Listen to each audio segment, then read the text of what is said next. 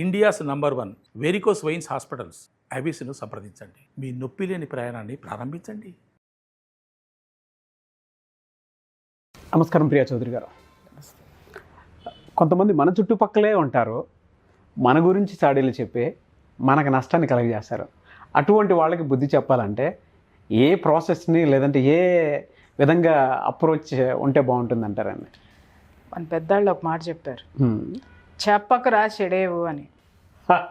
ఈ పదానికి అర్థం చాలా మందికి తెలియదు. చెబితే ఎందుకు చెడతారు అని. అంటే చెప్పుడు మాటలు చెప్పద్దు, చివరికి నువ్వు చెడతావు, ఎందుకంటే బౌన్స్ బ్యాక్ అవుతాయి అని పెద్దవాళ్ళు ఎప్పుడూ హెచ్చరించారు.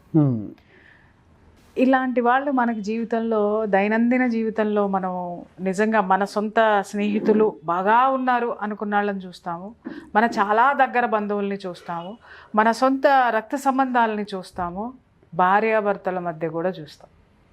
ఈ చెప్పుడు మాటలు అనేవి ఎలా ఉంటాయంటే నాగరాజు గారు, అసలు ఇవి ఎందుకు వస్తాయి, ఎందుకు చెప్పాలనిపిస్తుంది అని అంటే, ఒక మనిషిని ఇంకొక మనిషి యొక్క విజయాన్ని కానీ సక్సెస్ని రిసీవ్ చేసుకోలేనటువంటి ఒక చిన్న మనస్తత్వం అంటారు దాన్ని. అంటే ఆ స్థాయికి వీళ్ళు ఎదగలేనటువంటి అధమ స్థాయిలో ఉంటారు. వాళ్ళ ఆలోచనలు అలాగే ఉంటాయి, వాళ్ళు అలాగే ఉంటారు. వాళ్ళు పైకి కనిపించడానికి చాలా గొప్ప రేంజ్లోనో గొప్ప హోదాల్లోనో, ఎందుకంటే నేను గొప్ప గొప్ప ఆఫీసర్స్ని కూడా చూశాను. నేను ఇలాగా ఒక ఆఫీసర్ గురించి ఇంకొక ఆఫీసర్ పై స్థాయిలో నేను షాక్ అయిపోయినాను, ఏంటి వీళ్ళు ఇలా బిహేవ్ చేస్తారా ఈ స్థాయికి వచ్చిన తర్వాత అని కూడా. కానీ ఆ ఈర్ష్య, అసూయ, ద్వేషం. అసూయ మెయిన్ దాంట్లో, ఈర్ష్య కూడా కొంచెం పక్కన పెట్టచ్చేమో కానీ. బట్ ఇది దురదృష్టం ఏంటంటే, భర్త పట్ల భార్యకి, భార్య పట్ల భర్తకు కూడా ఉండడం, తల్లిదండ్రుల పట్ల పిల్లలకు ఉండడం, సో పిల్లల పట్ల కొంతమంది తల్లిదండ్రులకు ఉండడం, ఇవన్నీ కూడా మనం చూస్తూ ఉంటాం. స్కూల్స్, కాలేజెస్, ఆఫీస్, ఎక్కడ చూడండి ఇవే ఉంటాయి. అయితే మీరు అడిగారు ఇలాంటి వాళ్ళని ఎలా దూరం పెట్టాలి, ఎలా ఎలా బుద్ధి చెప్పాలి అని చెప్పేసి. అని మన పని మనం చేసుకుంటూ వెళ్ళడమే నాగరాజ్ గారు. ఓకే, మన పని మనం చేసే, డోంట్ స్టాప్ దాట్. ఇప్పుడు ఒక వ్యక్తి ఉన్నారు, ఇప్పుడు నేనున్నాను, ఇక్కడికి వచ్చి చూడంగానే పొద్దున్న మార్నింగ్ లెగిస్తే ప్రియా చౌదరి యాటిట్యూడ్ ఎలా ఉంటుందో మీరు చూస్తూ ఉంటారు. బట్ సడన్గా మీరు ఒక వాయిస్ విన్నారు, ఏంటంటే మీ గురించి నేను బయట చాలా చులకనగా మాట్లాడడము, లేదు నాగరాజ వేస్ట్, తలకాయ నొప్పి, సంథింగ్ బ్లా బ్లా ఏదో చెప్పుకుంటూ పోయాను. ఆ సడన్ వెర్షన్ మీరు విన్నారు, మీరు నమ్మలేరు. అదేంటి మేడం, ప్రతిదీ నాతో షేర్ చేసుకుంటారు కదా, ప్రతిదీ నేను ఎక్స్ప్లెయిన్ చేస్తాను కదా, అసలు నేను మేడం నాకెంత సపోర్ట్గా నిలబడ్డారు, నేను కూడా మేడంకి అంతే సపోర్ట్గా నిలబడ్డాను కదా, నాకు ఎప్పుడు ఆవిడ అలా అనిపించలేదే, ఎందుకంటే ఎప్పుడు చూసినా నన్ను పాజిటివ్గా తీసుకున్నారే, కానీ మేడం ఇలా చెప్పారా అనే దాంట్లో ఫస్ట్ మీరు అది అవునా కాదా అనే నిజ నిర్ధారణ అనేది ఒకదానికి రావాలి. మీరు అది ప్రూవ్ అయింది, ఎస్ నిజమే, నా గురించి వేరే ఛానల్లోనో, వేరే వాళ్ళ దగ్గర, లేకపోతే ఇంకెక్కడో, లేదా ఈ ఛానల్లోనే ఎండి దగ్గర, సిఇఓ దగ్గర, ఎవరో ఒకళ్ళ దగ్గర నా గురించి, నా యాటిట్యూడ్ గురించి ఆవిడ ఇలా మాట్లాడారు అనగానే మొట్టమొదట మీకు రావాల్సింది ఏంటంటే, మీ మీద మీకు కాన్ఫిడెన్స్ని ఇంకా పెంచుకోవటం. గ్రేట్. ఫస్ట్ మీరు చేయాల్సింది అది. నేను రైట్ వేలో ఏ విధంగా తీసుకోవాలంటారా? ఏ విధంగా తీసుకోవాలంటే, చెప్పిన దాన్ని ఒకసారి మీరు, మనకంటూ మన సెల్ఫ్ అనాలిసిస్ ఒకటి ఉండాలి. ఏం చెప్పింది మేడం చెప్పిన దాంట్లో అబద్ధాలు ఎన్ని ఉన్నాయి, వాస్తవాలు ఎన్ని ఉన్నాయి, నేను ఇలా బిహేవ్ చేస్తున్నానా, ఒకటి మిమ్మల్ని మీరు అనలైజ్ చేసుకోండి. లేదు, ఎక్కడా లేదు. క్రాస్ చెక్ చేసి చూసుకోండి, ఎక్కడా లేదు. కావాలని ఆవిడ ఒక జలస్ తోటి మీ గురించి చెప్పుండొచ్చు, లేదా ఇంకొకళ్ళ నుంచి ఆవిడకి ఏదో పని కావాలి కాబట్టి, వాళ్ళని సపోర్ట్ చేయాలి కాబట్టి మీ గురించి చెడుగా చెప్పుండొచ్చు అనే ఒక క్లారిటీ మీకు వచ్చిందనుకోండి, కాన్ఫిడెన్స్ లెవెల్స్ పెరగాలి మీకు. రేపొద్దున ఇది తెలిసిన తర్వాత నా పట్ల మీ బిహేవియర్ ఎలా ఉండాలి అంటే, ఎప్పుడు ఎలా ఉంటారో, ఏ విధంగా ఉంటారో, ఏ విధమైనటువంటి ఫ్రెండ్షిప్ నేచర్ ఉంటుందో, వీలైతే దాన్ని కొనసాగిస్తూ మీరు ఎంతవరకు ఉండాలో అంతవరకు మాత్రమే ఉండడం చేయాలి. ఓకే, ఏ విధంగా అక్కడ నుంచి బౌండరీ స్టార్ట్ చేసుకోవాలి, మనమే స్టార్ట్ చేసుకోవాలి. సెల్ఫ్ గోల్ అన్నమాట.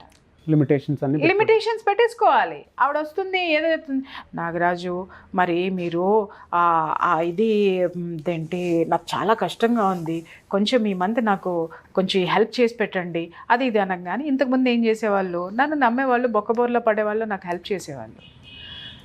ఓకే, ఆ హెల్ప్ నేను ఆ గ్రాటిట్యూడ్ నాకేమన్నా ఉందా? లేదు. లేకుండా మీరు మీ బౌండరీస్ దాటి నాకు హెల్ప్ చేశారు అనుకుందాం, ఇమ్మీడియట్గా ఏం చేస్తారు, ప్రయత్నిద్దాంలే మాత్రం, చూద్దాంలేండి, నేను ట్రై చేస్తా, అయిపోయింది.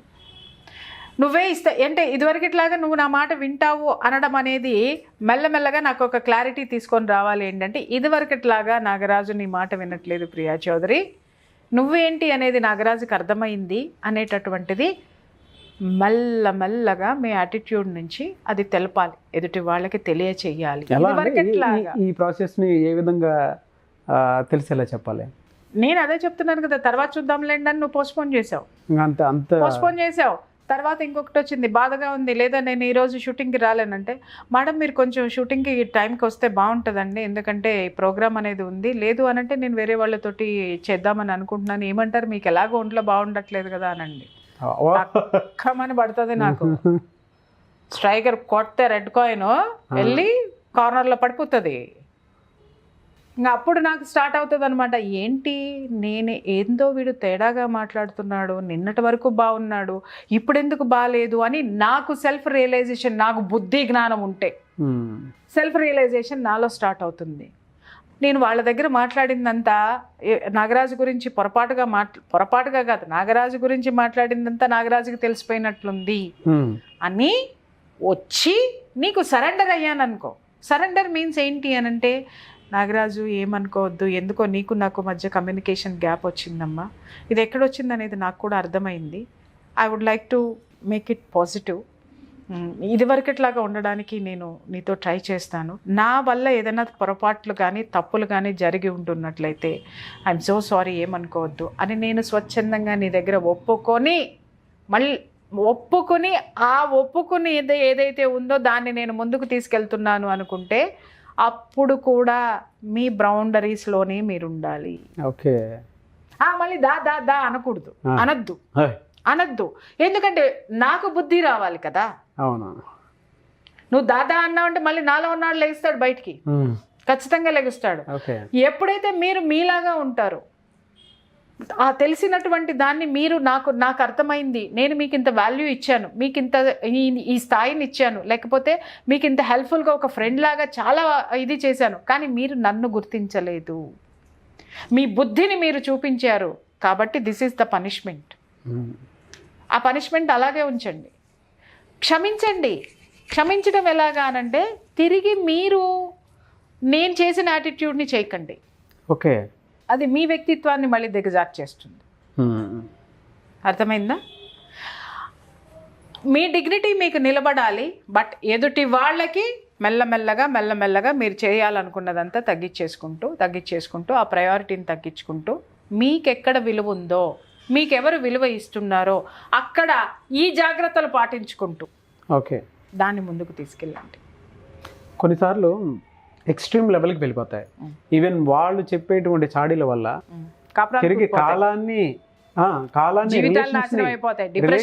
డబ్బుని తర్వాత హెల్త్ని, సో వీటన్నిటిని వెనక్కి తిరిగి తీసుకురాలేమో, ఎక్స్ట్రీమ్ లెవెల్కి వెళ్ళిపోతాయి.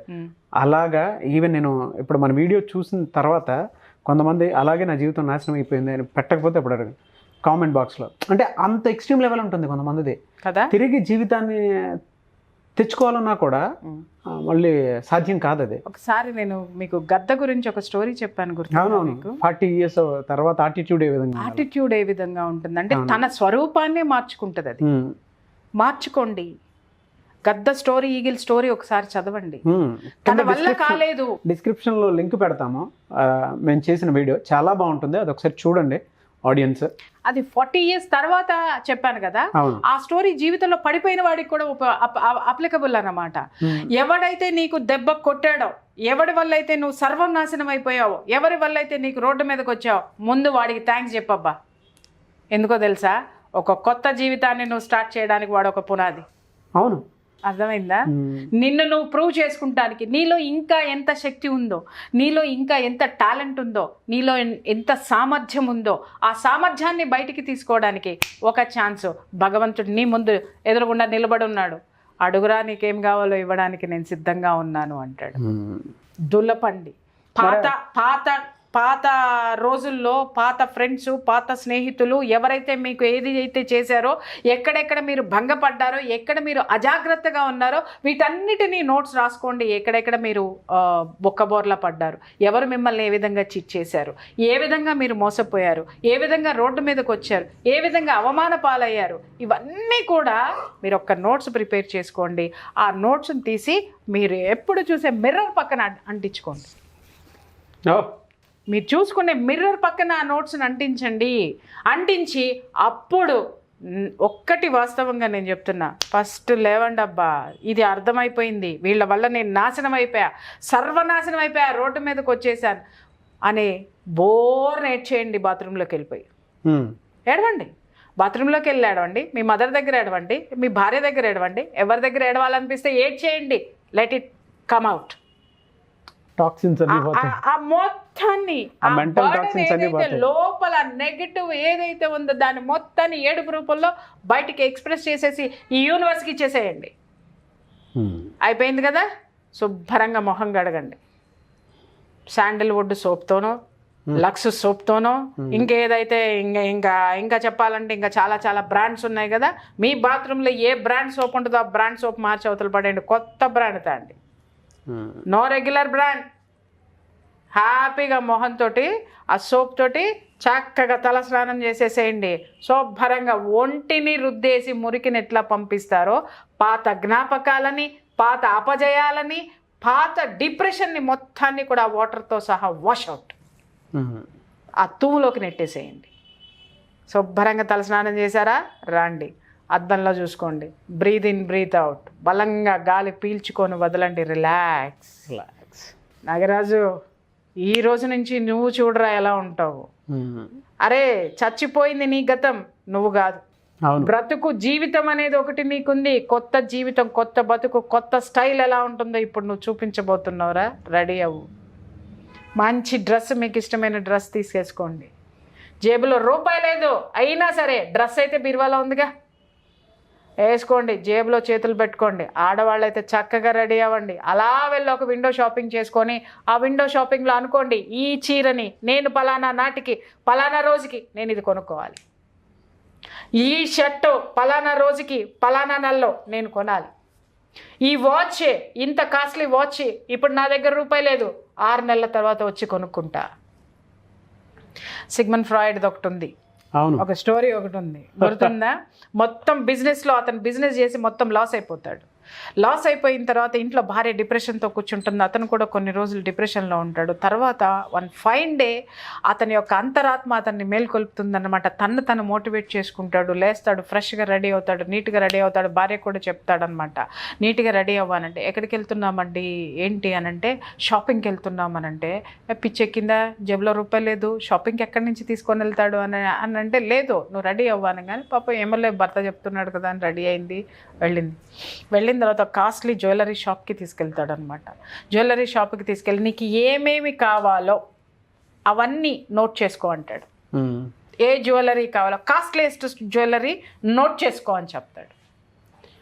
పిచ్చోడిని చూస్తుంది అనమాట ఆవిడ.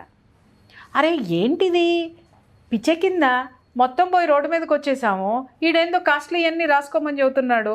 అయ్యో నా మొగుడికి ఏదో మైండ్ దొబ్బిందబ్బా, ఏదో అయింది, వీడిని అర్జెంటుగా పలానా సైకాలజిస్ట్ దగ్గరికి అయితే మాత్రం తీసుకొని పోవాలా, అర్జెంటుగా చూపించాలా అనుకుంది. కానీ ఏమో డిప్రెషన్లో ఉండి ఏదో చేస్తున్నాడులే, ఏదో మాట్లాడుతున్నాడులే అనుకుంది, రాసుకుంది. నాడు ఇంటికి అని అన్నాడు, ఇంటికి తీసుకొని వచ్చాడు. ఆలోచనలకి పదును పెట్టాడు, మళ్ళీ బిజినెస్ యాటిట్యూడ్ని స్టార్ట్ చేశాడు. 6 నెలల తర్వాత మళ్ళీ అదే భార్యను తీసుకొని అదే షాప్కి వెళ్ళాడు. లిస్టు బయటికి తీసి జేబులో పెట్టుకున్నాడు. ఆ రోజు ఇటు లిస్ట్ ఇటు అని చెప్పేసి జేబులో పెట్టుకున్న ఆ లిస్టు బయటికి తీసి అవే నగలు ఆవిడకి కొనిచ్చాడు. అది జీవితం. Tit for tat. తనలో ఏదైతే మోసపోయి ఉన్నాడో ఆ మోసపోయేటటువంటి అటిట్యూడ్ తనలో ఏదైతే ఉందో దాన్ని తీసి బయటపడేశాడు. తనలో ఏ టాలెంట్ అయితే ఉందో దాన్ని బ్రతికించాడు, తన ఆత్మవిశ్వాసాన్ని తీశాడు. మనిషి చచ్చిపోయేంత వరకు మనతో ఉండాల్సింది ఆత్మవిశ్వాసం నాగరాజు గారు. పక్కన అమ్మ ఏదో అందని చెప్పి రోజుల తరబడి ఏడ్ చేసి, లేకపోతే పక్కన వాడు ఏదో అన్నాడని రోజుల తరబడి ఇవాళ రేపట్లో నాకు డిప్రెసివ్ కేసెస్ అన్నీ ఇవే వస్తాయి.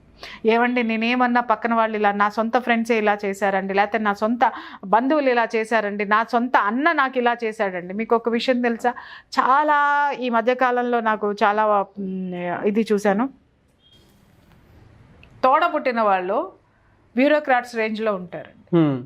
వాళ్ళు వీళ్ళని పెట్టని టార్చర్ లేదు, వీళ్ళని చేయని బ్లేమ్ లేదు, వీళ్ళని అన్ని విధాలుగా యూజ్ చేసుకుంటారు అనమాట. ఆ శరీరం ఒక్కటే మిగులుతుంది వాళ్ళకి. ఎలా, హౌ టు కమ్ అవుట్? పేరెంట్సే ఇలా చేస్తే అంటే వాడు అలా చేసినట్టు నీకు పేరెంట్ ఎందుకు అవుతాడు? ఎలా అవుతాడు? కాడు. వాడికి నువ్వేమీ కానప్పుడు, నువ్వు ఒక అవసరం తీర్చే వస్తువుగా నువ్వు ఉన్నప్పుడు వాడు నీకు ఏమీ కాడు, ఆమె నీకు ఏమీ కాదు. ఎత్తి పక్కన పడే ఫస్ట్ ఆ సెంటిమెంట్ అనేటటువంటి ఆ మెంటల్ స్టేటస్ ఏదైతే ఉందో ఆ స్టేటస్ని డిలీట్ చేయి ఫస్ట్. అప్పుడు నువ్వేంటో, నీ శక్తి ఏంటో, నీ టాలెంట్ ఏంటో, నీ ప్రతిభ ఏంటో బయటకు వస్తుంది, నీ జీవితం ఏంటో నీకు కనపడుతుంది. అంటిల్ అన్లెస్ వాటిల్ని పట్టుకుని వేలాడావో, అక్కడే నువ్వు ఉన్నావో, నిన్ను ఇంకా కుళ్ళబడుస్తారు, నిన్ను ఇంకా ఆడుకుంటారు. ఎందుకంటే ప్రపంచంలో మనల్ని ఆడుకునే వాళ్ళకి పని పాట ఏమీ లేదు నాగరాజు గారు. వాళ్ళకు ఒక లక్ష్యం లేదు నాగరాజు గారు, వాళ్ళకు ఒక గోల్ లేదు నాగరాజు గారు. వాళ్ళవన్నీ కేవలం కళలు మాత్రమే. ఆ కళలు ప్రాక్టికాలిటీలోకి తెచ్చుకునేటటువంటి సామర్థ్యం వాళ్ళు లేదు నాగరాజు గారు. ప్రాక్టికల్గా వర్క్ చేసేటటువంటి కెపాసిటీ లేదు నాగరాజు గారు. ఆ ప్రాక్టికాలిటీని తీసుకొచ్చే ధైర్యం వాడిలో లేదు నాగరాజు గారు, లేదా ఆమెలో లేదు నాగరాజు గారు. కాబట్టి అవన్నీ ఉన్న నిన్ను చూస్తే నాకు అసూయ, ద్వేషం. అవును. సో దాన్ని నేను పైకి రాలేను, కానీ నేను నిన్ను కిందకు పడగొట్టగలను కదా. ఎస్, ఇది చేసేది ఈ పనికి మాలిన వాళ్ళందరూ చేసేది. ఎక్కడో ఈగో సాటిస్ఫై అవ్వట్లేదు, కానీ పగెత్తలు తీర్చుకోవాలి చెప్పండి. నువ్వు ఎదగడం, ఎదుటి వాడిని ఏదో చేసేయాలని, why do you waste your time? వాడు ఏదైతే నిన్ను చేయాలనుకున్నాడో, ఏ పతనమైతే నీలో చూడాలనుకుంటున్నాడో 10 రెట్లుగా నీ ఉన్నతిని వాడికి చూపిస్తే అదే పగ. అదే పగ సాధించటం అంటే అదే పాజిటివ్. పగ సాధిస్తా. ఎలా సాధిస్తావు? అరే వాడిని ఏదో చేయాలని నీ పనులన్నీ ఆపుకొని ఆ పెచ్చమొఖాల కోసమో, ఆ చెత్త మొహాల కోసమో నీ టైం ఎందుకు వేస్ట్ చేసుకుంటావు? నీ ఆలోచనల్ని ఒక వెధవ కోసం, వెధవ ముండ కోసమో ఎందుకు పోతావు నువ్వు? దిక్కుమాలిన దానికోసం ఎందుకు వెళ్తావు నువ్వు? What you waste your time and energy? Put your energy for your goals, for your development. నీ అభివృద్ధికి, నీ గోల్ కోసము ముందుకెళ్ళో. అసలు వాళ్ళ థాట్సే నీ బ్రెయిన్లోకి రావద్దు.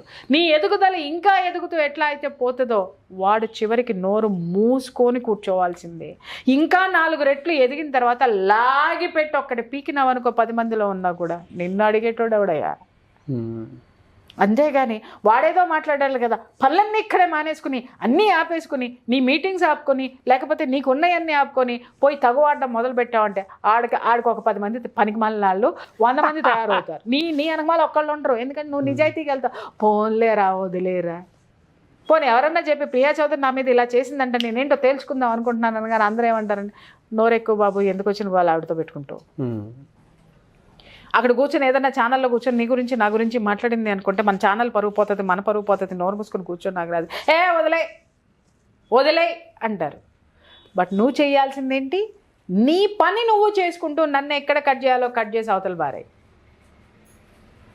నీ పనిలో నువ్వు ఎదుగుతూ ఉన్నావంటే నేను ఎక్కడ కట్ అవ్వాలో కట్ అవుతా. నీ పని మీద నువ్వు కాన్సన్ట్రేట్ చేసుకున్నావు అని అంటే నాకెక్కడ తగలాలో అక్కడ తగులుతుంది. నీ ఎక్కడైనా సరే మనిషి ఎక్కడ మైనస్ అవుతున్నాడంటే ఈ విషయంలో ఉన్న ఎనర్జీని మొత్తం వాడు అన్న మాటలకో, వాడు చేసినటువంటి ద్రోహం మీదో మొత్తం ఎఫర్ట్స్ అన్ని దాని మీద పెట్టేస్తున్నాడు. మెంటల్లీ డిస్టర్బ్ అవుతారు. అదే అంటున్నాను, ఆ మెంటల్లీ డిస్టర్బ్ అవ్వద్దని చెప్తున్నాను. మీరు అనొచ్చు, అవ్వకుండా ఎలా ఉంటారు మేడం, మన ఇంట్లో వాళ్ళే కదా, నేను అంత బాగా చూసిన ఫ్రెండ్షిపే కదా, నేను అక్కడ సీట్లో కూర్చోబెట్టాను నువ్వే కదా, నన్ను ఈ విధంగా చేస్తే నేనెందుకు అన్నానంటే, పిచ్చోడా నువ్వు తలుచుకుంటే ఇక్కడ 100 మందిని తయారు చేస్తావురా, నా గురించి ఎందుకు ఆలోచిస్తున్నావు నువ్వు? స్టూపిడ్. ఈగో సాటిస్ఫై అయింది. 100%. అలాగే ఇక్కడ నేను కూర్చున్నాను అబ్బా, నన్ను 100 మంది ఆడుకుంటున్నారబ్బా, 100 మంది తిడుతున్నారబ్బా, కోట్లలో నా ఎపిసోడ్ ఎప్పుడు వస్తుందో చూద్దామని ఎదురు చూసే వాళ్ళు ఉన్నారబ్బా. వాళ్ళ కోసం నేనే సబ్జెక్ట్ ఇవ్వాలా అని చెప్పేసి అని దాంట్లో తలమునకలైపోతానబ్బా. వీళ్ళు ఇదే వాగి వాగి వాగి వాగి వాడు అదే దీంట్లో ఉంటాడు, నేను 1000 మైళ్ళ దూరంలో నేను వెళ్ళిపోతాను, నా ప్రయాణం ముందుకెళ్ళిపోతుంది. నేను ఇక్కడ వాళ్ళకి సమాధానాలు చెప్తూ కూర్చోవాలంటే వాడు నన్ను విమర్శించడానికే రెడీగా ఉన్నాడు, నా పని డిస్టర్బ్ చేయడానికే వాడు రెడీగా ఉన్నాడు. వాడికి నేను ఎందుకు అవకాశం ఇవ్వాలి? నా పని డిస్టర్బ్ చేయడం కోసమే వాడు ఇవన్నీ క్రియేట్ చేస్తున్నాడు, నేను డౌన్లో ఉండడం కోసమే ఇవన్నీ క్రియేట్ చేస్తున్నాడు. వాడు అనుకున్నటువంటి దాన్ని నేను ఎందుకు చెయ్యాలి? అరే అన్నావురా, నువ్వు నన్ను తిట్టినవురా, చాలామంది పడుతూ ఉంటారు, నువ్వు అసలు మొగుడితో కాపురం చేస్తుందా, ఇది పతివ్రత, ఇది ఇదా అని అంటాడు. వాడికి నేను ప్రూవ్ చేసుకోవాల్సిన అవసరం నాకేంది? వాడెవడో పుట్టలో చదల్లో ఒక పురుగు. ఆ పురుగు ఏదో మాట్లాడిందని అంటే వాడు ఎంత అధమ స్థితిలో వాడి ఆలోచనలు ఉంటే వాడు నా గురించి ఏమీ తెలియకుండా వాడు అంత కామెంట్స్ పెడతాడు. వాడి కోసము నా ఎనర్జీని, నా టైంని వదిలేసి లక్షల మంది ఇక్కడ ఎదురు చూస్తున్నారు, నెక్స్ట్ ఏం చెప్తానా అని వాళ్ళని, నా ధైర్యం ఇది, నా బలం ఇది, నా బలగం ఇది, నేను వీళ్ళ కోసం పని చేయకుండా ఒక చెదపురుగు కోసం నేను పోయానంటే, దాన్ని నాతో తెచ్చుకున్నానంటే నా బుర్రలో దూరేసి నా ఒళ్ళంతా తినేస్తుంది. అవును. ఏం చేయాలా? నా బలం పెంచుకోవాలా? Pest control. ఆ పెస్ట్ కంట్రోల్ ఏంటంటే మన అభివృద్ధి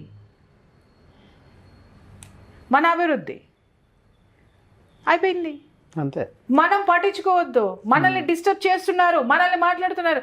ఇలాంటి డిస్టర్బెన్స్లో నేను భయంకరంగా ఎదుర్కొన్నాను నాగరాజు గారు. మీకు తెలియనివి కావు కదా. నేను కనీసం సబ్జెక్ట్ చెప్దాము అని అనుకునే టైంలో నాకు ఫోన్లు వచ్చాయి, నన్ను ఏవేవో అనేవాళ్ళు, ఎంతో చేసేవాళ్ళు. అదేమంటే నీ మంచి కోసమే చెప్తున్నామమ్మా, కానీ నేననే దాన్ని ప్రతి ఒక్కళ్ళ మంచి కోసం ఒక్క నెగటివ్ కూడా నేను మాట్లాడకుండా, నేను పాజిటివే మీ జీవితాల్లో మాట్లాడి నేను మీకు సహాయపడ్డానే, పాజిటివ్నెస్లోనే నేనున్నానే. నా పాజిటివ్ మీద దెబ్బ కొట్టిన రోజున కదా నేను మీరేంటనేది నేను మాట్లాడింది. నేను మీరేంటనేది నేను గుర్తించి నా పని మీద నేను కాన్సన్ట్రేట్ చేసుకుంది. అది ఒక్కటే.